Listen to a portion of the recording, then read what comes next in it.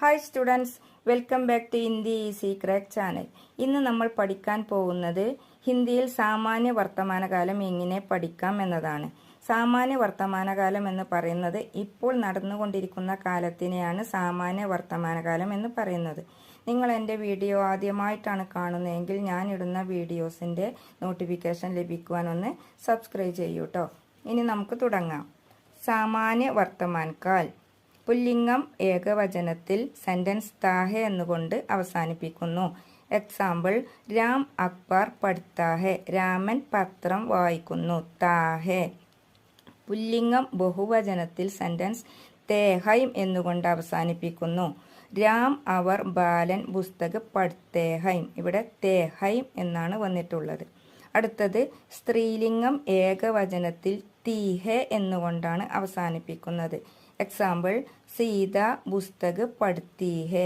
സീത പുസ്തകം പഠിക്കുന്നു. ഇവിടെ തീഹെ എന്ന് വന്നു.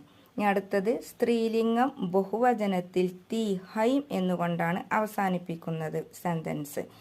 എക്സാമ്പിൾ: സീത അവർ മീര പുസ്തക് പഠിത്തി ഹൈം. ഇവിടെ കണ്ടോ, തീഹൈം എന്നുകൊണ്ടാണ് അവസാനിപ്പിക്കുന്നത്. അടുത്തത് മേം വാചകത്തിൻ്റെ ആദ്യം വരികയാണെങ്കിൽ ആ വാചകം അവസാനിപ്പിക്കുന്നത് താഹും എന്ന് വെച്ചിട്ടാണ്.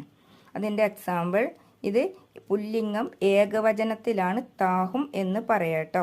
അതിൻ്റെ എക്സാമ്പിളാണ് മേം സിനിമ ദേഖ്താഹും. ഞാൻ സിനിമ കാണുന്നു. താഹും എന്ന് വന്നു. ഇനി അടുത്തത് സ്ത്രീലിംഗത്തിൽ മേം വാചകത്തിൻ്റെ ഫസ്റ്റിൽ വരികയാണെങ്കിൽ അത് അവസാനിപ്പിക്കുന്നത് തീഹും എന്ന് വെച്ചിട്ടാണ്. എക്സാമ്പിൾ: മേം സിനിമ ദേഖ്തി ഹും. ഞാൻ സിനിമ കാണുന്നു. ഇത് സ്ത്രീലിംഗാണ്. ഇവിടെ ഇത് വരുന്നത് താഹും എന്ന് വരുന്നത് പുല്ലിംഗത്തിലാണ്. ഇത്രയാണ് പ്രധാനമായിട്ടും സാമാന്യ വർത്തമാനകാലത്തിൽ നമുക്ക് മനസ്സിലാക്കാനുള്ളത്. ഈ വീഡിയോ നിങ്ങൾക്ക് ഇഷ്ടമായെങ്കിൽ ഒന്ന് ലൈക്ക് ചെയ്യുക, ഷെയർ ചെയ്യുക, മറക്കാതെ സബ്സ്ക്രൈബ് ചെയ്യുക. താങ്ക്